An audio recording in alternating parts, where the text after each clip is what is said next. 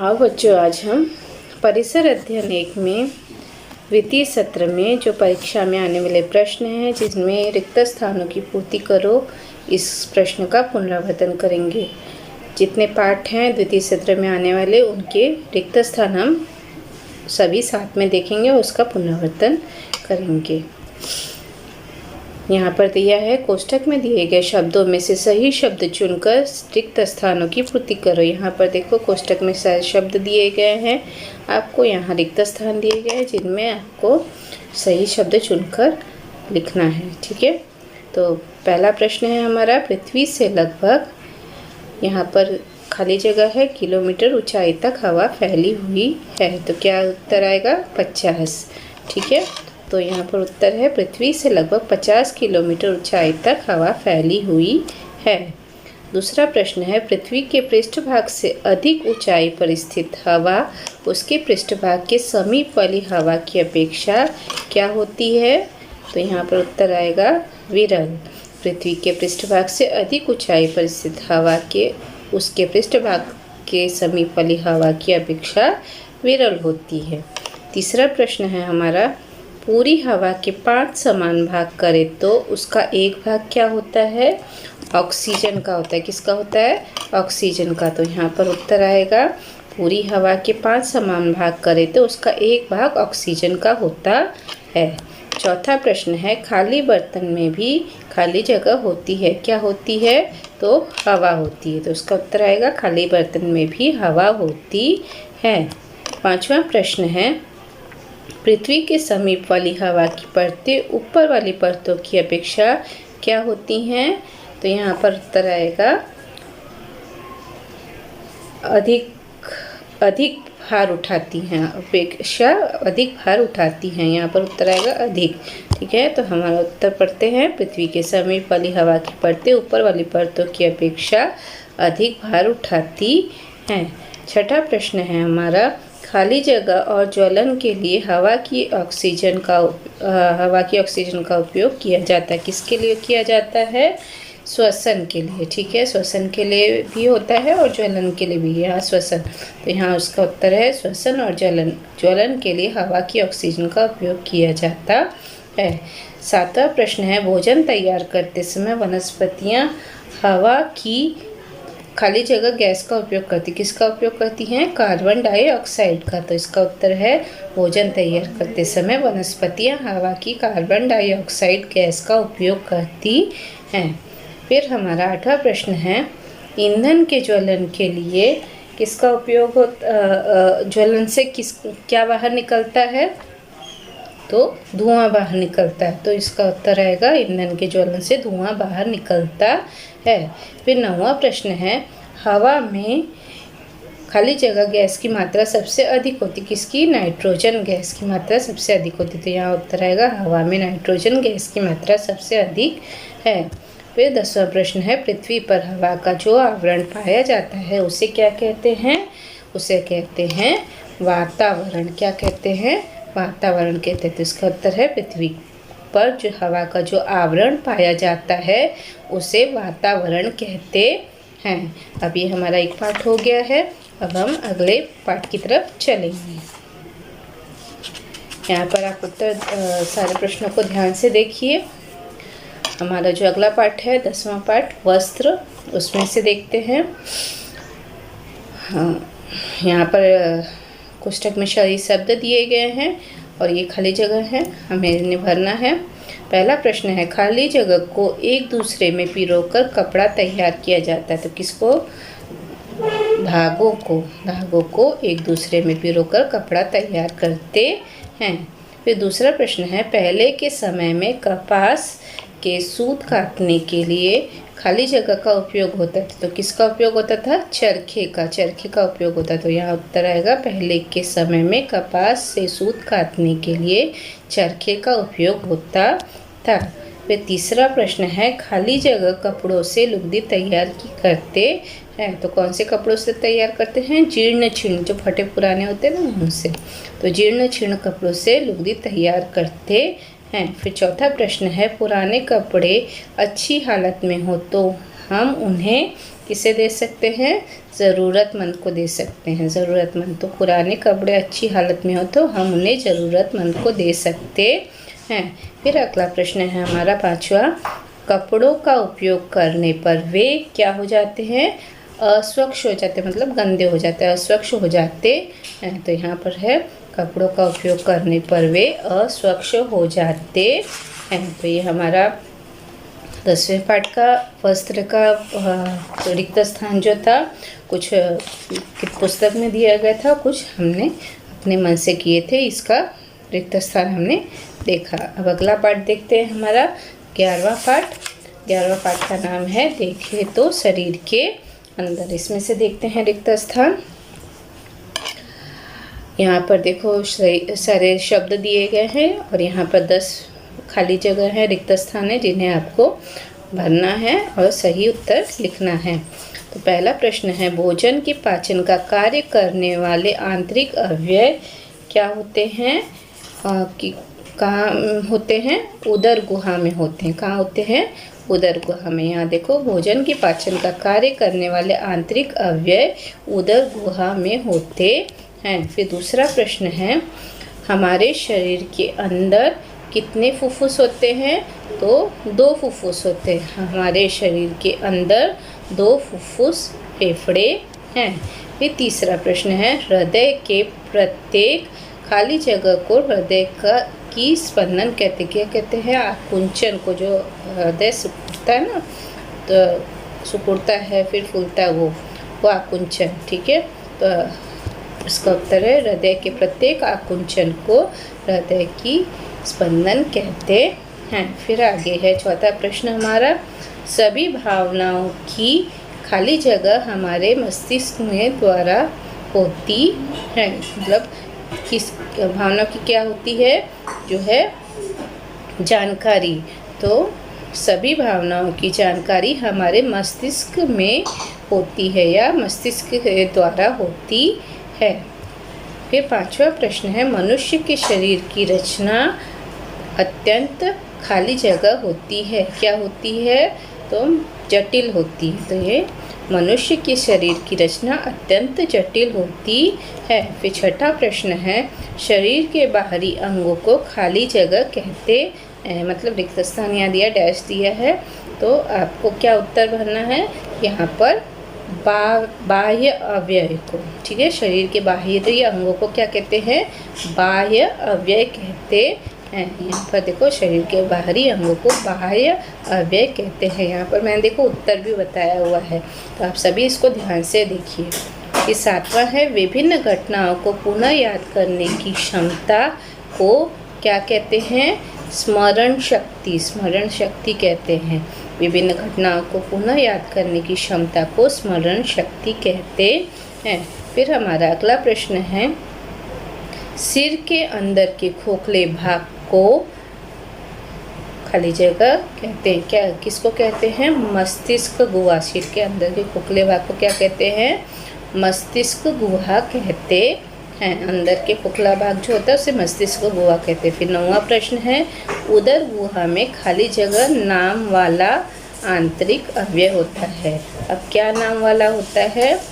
जठर नाम वाला आंतरिक अवयव होता है। उदर गुहा में जठर नाम वाला आंतरिक अवयव होता है। फिर 10वां प्रश्न है हमारा, हृदय और मस्तिष्क वक्ष गुहा में खाली जगह के पिंजड़े में सुरक्षित होते हैं। आप किसके पिंजड़े में सुरक्षित होते हैं?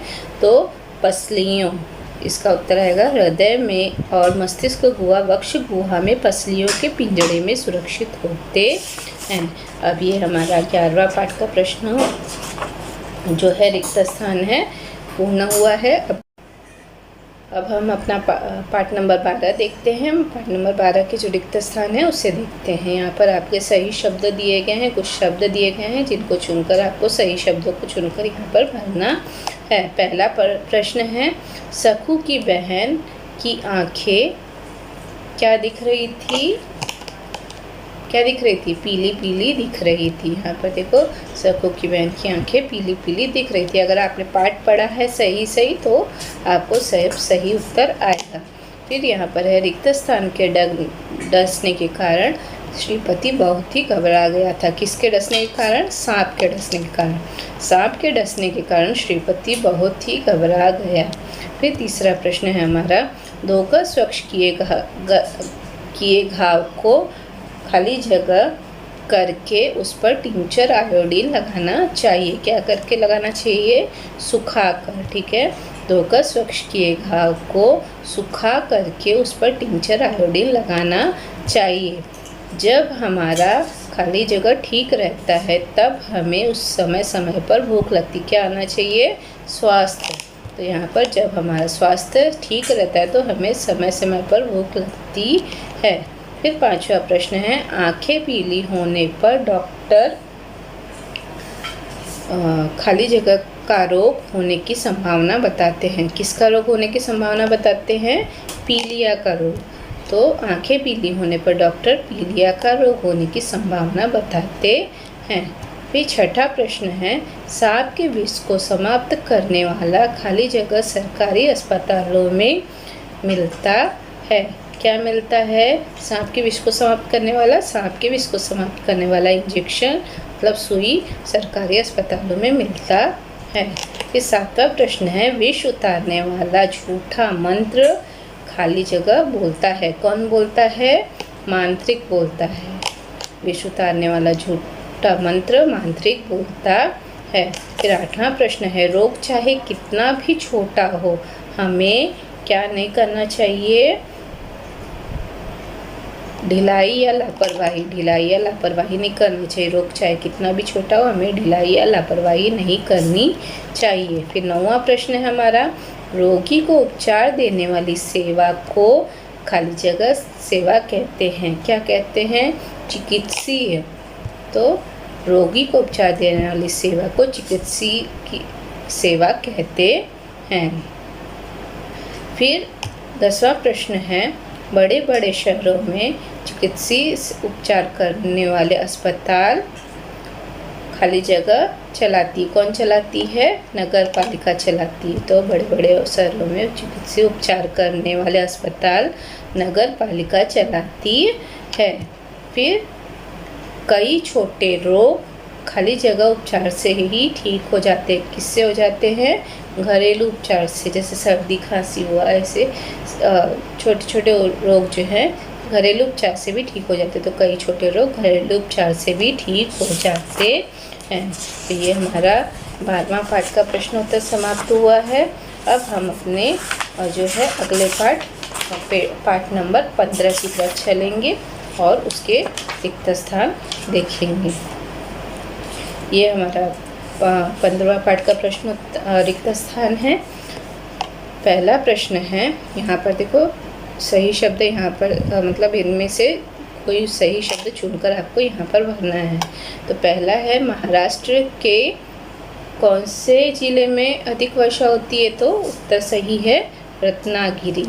ठीक है, आपको अगर ऐसा ऑप्शन आएगा तो आपको सही उत्तर उसमें से चुनकर लिखना है। फिर दूसरा प्रश्न है, खाली जगह महाराष्ट्र का सबसे ऊंचा शिखर है। कौन सा शिखर है? कलसूबाई। नाम याद रखिएगा कलसूबाई। ठीक है। फिर तीसरा प्रश्न है, महाराष्ट्र के खाली जगह भाग में तटवर्ती क्षेत्र है। कौन से भाग में तटवर्ती क्षेत्र हैं? पश्चिमी भाग में। ठीक है। फिर जलगांव जिले में खाली जगह की फसल बड़े पैमाने पर होती है। किसकी फसल बड़े पैमाने पर होती है? केले की। जलगांव जिले में केले की फसल बड़े पैमाने पर होती है। फिर पांचवा प्रश्न हमारा है, अधिक वर्षा वाले क्षेत्र में क्या उगाई जाती है? चावल की फसल उगाई जाती है। अधिक वर्षा वाले क्षेत्र में चावल की फसल उगाई जाती है। यहाँ पर देखो इन सब के उत्तर मैंने दिए हुए हैं। ठीक है। अब आगे चलते हैं। हमारा पाठ नंबर 16, इसका रिक्त स्थान यहाँ पर दिया गया है। पूरे एक दिन में कितने घंटे होते हैं? 24 घंटे। पूरे एक दिन में 24 घंटे होते हैं। सूर्य के उदित होने को क्या कहते हैं? सूर्योदय। सूर्योदय कहते हैं। तो सूर्य के उदित होने को सूर्योदय कहते हैं। सूर्य के अस्त होने को क्या कहते हैं? सूर्यास्त कहते हैं। तो सूर्य के अस्त होने को सूर्यास्त कहते हैं। फिर आगे है, 22 मार्च से कितने तक दिन क्रमशः बड़ा हो जाता है और रात क्रमशः छोटी हो जाती है? तो 22 मार्च से 21 जून तक यहाँ पर आएगा उत्तर। तो 22 मार्च से 21 जून तक दिन क्रमशः बड़ा होता जाता है और रात क्रमशः छोटी होती जाती है। पृथ्वी के जिस भाग पर सूर्य का प्रकाश पड़ता है वहाँ क्या होता है? दिन होता है, दिन का समय होता है। तो पृथ्वी के जिस भाग पर सूर्य का प्रकाश पड़ता है वहाँ पर दिन का समय होता है। अब हम आगे अपना पाठ नंबर 19 देखते हैं। पाठ नंबर 19 का नाम है मेरी आनंददायी पाठशाला। पहला प्रश्न यहाँ दिया है, एक दूसरे की खाली जगह करने पर कोई भी काम सफलतापूर्वक किया जा सकता है। क्या कर सकते हैं? यहाँ पर आएगा सहायता। एक दूसरे की सहायता करने पर कोई भी काम सफलतापूर्वक किया जा सकता है। फिर दूसरा प्रश्न है, पाठशाला में सीखने का आनंद प्रत्येक, यहाँ पर आएगा लड़के लड़की को मिलना चाहिए। तो पाठशाला में सीखने का आनंद प्रत्येक लड़के लड़की को मिलना चाहिए, सभी को, दोनों को। ठीक है। मित्र सहेलियों के साथ ही हम उनकी आवश्यकताएं समझ सकते हैं। क्या कर सकते हैं? अब उनके साथ क्या करना चाहिए? मित्र सहेलियों के साथ हम रह कर, यहाँ पर देखो रिक्त स्थान नहीं है, यहाँ पर मित्र सहेलियों के साथ रहकर ही हम उनकी आवश्यकताएं समझ सकते हैं। फिर चौथा है, हमारे रीति रिवाज, भाषा, भोजन करने की आदतें भिन्न भिन्न होने पर भी खाली जगह के रूप में हम सब एक ही हैं। अब किसके रूप में? मनुष्य, यहाँ उत्तर आएगा। तो हमारे रीति रिवाज, भाषा, भोजन करने की आदतें भिन्न भिन्न होने पर भी मनुष्य के रूप में हम सब एक ही हैं। फिर हमारा पांचवा प्रश्न है, वर्ग में खाली जगह देखकर हमें आनंद आता है। क्या देखकर? विविधता। ठीक है। तो यहाँ पर उत्तर है, वर्ग में विविधता देखकर हमें आनंद आता है। अब हम अपने अगले पाठ की तरफ चलते हैं, जो कि हमारा पाठ नंबर है 20, मेरा उत्तरदायित्व और संवेदनशीलता। अब यहाँ पर पहला प्रश्न दिया गया है, यहाँ पर ऑप्शन देखो, सभी प्रश्नों के बाद ऑप्शन दिए गए हैं, तो हमें सही उत्तर चुनकर लिखना है। पहला प्रश्न है, हमारे दादा दादी में हम लोगों के प्रति किसकी भावना रहती है? बताओ। लाड प्यार की। तो हमारे दादा दादी में हम लोगों के प्रति लाड प्यार की भावना रहती है। दूसरा प्रश्न है, दृष्टिहीन व्यक्ति खाली जगह छड़ी की सहायता से सार्वजनिक स्थानों पर आसानी से चल सकते हैं। अब किसकी सहायता से? बताओ। उनके पास, जो दृष्टिहीन व्यक्ति होते हैं उनके पास कौन सी छड़ी होती है? तो सफ़ेद छड़ी। दृष्टिहीन व्यक्ति सफ़ेद छड़ी की सहायता से सार्वजनिक स्थानों पर आसानी से चल फिर सकते हैं। फिर अगला प्रश्न है, दृष्टिहीन व्यक्ति कौन सी लिपि, यहाँ पर डैश दिया है, की लिपि का उपयोग करके पढ़ लिख सकते हैं। मैंने आपको बताया था कौन सी लिपि होती है। दृष्टिहीन व्यक्ति स्पर्श की लिपि का उपयोग करके पढ़ लिख सकते हैं, इसे ब्रेल लिपि भी कहते हैं। ठीक है, ब्रेल लिपि बताया था ना मैंने आपको वो। फिर आगे है, खाली जगह व्यक्तियों के लिए संकेतों वाली भाषा होती है। तो कौन से व्यक्तियों के संकेतों वाली भाषा होती है? जो बहरे व्यक्ति होते हैं उनके लिए। तो बहरे व्यक्तियों के लिए संकेतों वाली भाषा होती है। फिर पांचवा प्रश्न है, सांकेतिक भाषा में बहरे लोगों से संबंधित समाचार भी किस पे दिए जाते हैं? दूरदर्शन पे दिए जाते हैं। तो सांकेतिक भाषा में बहरे लोगों से संबंधित समाचार भी दूरदर्शन पे दिए जाते हैं। अब हमारा जो है अगला पाठ है, पाठ नंबर 21, सामूहिक जीवन के लिए व्यवस्थापन। ठीक है, तो हम इसके रिक्त स्थान देखते हैं। ये सभी पाठों के रिक्त स्थान मैंने एक साथ कर दिए हैं ताकि आपको आसानी से याद रहें। अब इसमें है पहला प्रश्न, कोई भी काम करने के लिए न्यूनतम खाली जगह आवश्यक होता है। क्या आवश्यक होता है? व्यवस्थापन। कोई भी काम करने के लिए आपको पहले व्यवस्थापन ज़रूरी होता है। ठीक है, कोई भी काम करने के लिए न्यूनतम व्यवस्थापन आवश्यक होता है। फिर दूसरा प्रश्न है, काम करने वालों के बीच खाली जगह बना रहे इस पर ध्यान देना पड़ता है। क्या बना रहे? तो तालमेल। तो काम करने वालों के बीच तालमेल बना रहे इस पर ध्यान देना पड़ता है। फिर तीसरा प्रश्न है, लोग स्थानीय शासन संस्थाओं के लिए खाली जगह चुनकर देते हैं। क्या चुनकर देते हैं? तो इसका उत्तर आएगा प्रतिनिधि। लोग स्थानीय शासन संस्थाओं के लिए अपने प्रतिनिधि चुनकर देते हैं। फिर चौथा प्रश्न है, विद्यार्थियों के खाली जगह के उत्तम विकास के लिए पाठशाला व्यवस्थापन समिति प्रयत्न करती है। अब किसके लिए करती है? विद्यार्थियों के लिए कौन करता है? तो व्यक्तित्व के उत्तम विकास के लिए पाठशाला में जो व्यवस्थापन समिति होती है, ठीक है, तो विद्यार्थियों के व्यक्तित्व के उत्तम विकास के लिए पाठशाला व्यवस्थापन समिति प्रयत्न करती है। फिर अगला है, वाहन सड़कों पर हमेशा किस तरफ से चलते? खाली जगह चलते हैं। कौन सी ओर से चलते हैं? बाईं ओर से। वाहन सड़कों पर हमेशा बाईं ओर से चलते हैं। अब हम अपना अगला पाठ देखते हैं। पाठ नंबर है 22, ठीक है। इसका नाम है परिवहन तथा संचार व्यवस्था। परिवहन तथा संचार व्यवस्था। अब इसमें पहला प्रश्न जो है रिक्त स्थान का है, खाली जगह संचार का एक साधन है। तो इसमें सही उत्तर क्या आएगा? समाचार पत्र संचार का एक साधन है। समाचार पत्र संचार का एक साधन है। फिर दूसरा है, खाली जगह परिवहन का एक साधन है। इसमें से उत्तर सही क्या आएगा? विमान। तो विमान परिवहन का एक साधन है। फिर तीसरा प्रश्न है, खाली जगह परिवहन का आधुनिक साधन है। तो उसका सही उत्तर क्या आएगा? रेलगाड़ी। तो यहाँ पर आएगा रेलगाड़ी परिवहन का एक आधुनिक साधन है। फिर चौथा प्रश्न है, खाली जगह मनोरंजन का प्रक्षेपण ग्राही साधन है।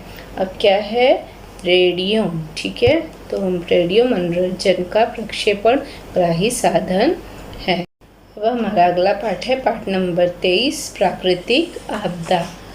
इसमें 4 प्रश्न दिए गए हैं। पहला प्रश्न है, जिस प्रकार पानी में तरंगे बनती हैं ठीक वैसी ही खाली जगह जमीन के अंदर बनती है। तो क्या आएगा उत्तर? तरंगे। जिस प्रकार पानी में बनती हैं ठीक वैसी ही तरंगे जमीन के अंदर बनती हैं। दूसरा प्रश्न है, यदि वर्षा नहीं रुकी तो पानी खाली जगह में घुस जाता है। कहाँ घुस जाता है? बताओ। बस्तियों में। तो यहाँ पर है, यदि वर्षा नहीं रुकी तो पानी बस्तियों में घुस जाता है। अगर बारिश ज़्यादा होती तो पानी कहाँ कहाँ घुस जाता है? सब जगह घुस जाता है ना, गली मोहल्ले सब जगह घुस जाता है। फिर तीसरा प्रश्न है, सुनामी के प्रचंड आघात के सामने मनुष्य और अन्य सभी प्राणी क्या हो जाते हैं? हतप्रभ हो जाते हैं। तो सुनामी के प्रचंड आघात के सामने मनुष्य और सभी प्राणी हतप्रभ हो जाते हैं। लोग उसके खाली जगह के नीचे दबकर मर जाते हैं। तो क्या सही उत्तर आएगा? मलबे, ठीक है। लोग उसके मलबे के नीचे दबकर मर जाते हैं। अगर आपने पाठ्य पुस्तक पढ़ी है तो आपको सही उत्तर आ जाएगा। अगला प्रश्न हमारा जो है पाठ नंबर 24, क्या हम परिसर के लिए संकट उत्पन्न कर रहे हैं? इसमें 5 प्रश्न दिए गए हैं। ग्रीष्म ऋतु में बहुत से गांवों में पानी की क्या हो जाती है? कमी का संकट उत्पन्न हो जाता है। ग्रीष्म ऋतु में बहुत से गांवों में पानी की कमी का संकट उत्पन्न हो जाता है। फिर दूसरा है, खाली जगह का पहिया भैंसे या बैलों की सहायता से घुमाया जाता है। किसका होता है बताओ? रहट का। किसका? रहट का। तो रहट का पहिया भैंसे या बैलों की सहायता से घुमाया जाता है। तीसरा प्रश्न है, खाली जगह अन्य सभी प्राणियों की अपेक्षा अधिक बुद्धिमान है। कौन है? तो मनुष्य अन्य सभी प्राणियों की अपेक्षा अधिक बुद्धिमान है। फिर चौथा प्रश्न है, चौड़े मुंह वाली चमड़े की बड़ी खाली जगह को मोट कहते हैं। किसको कहते हैं? थैली को, ठीक है। चौड़े मुंह वाली चमड़े की बड़ी थैली को मोट कहते हैं। फिर 5वां प्रश्न है, खाली जगह के लिए गांवों के लोग शहरों की ओर जाने लगे। तो सही उत्तर है रोजगार।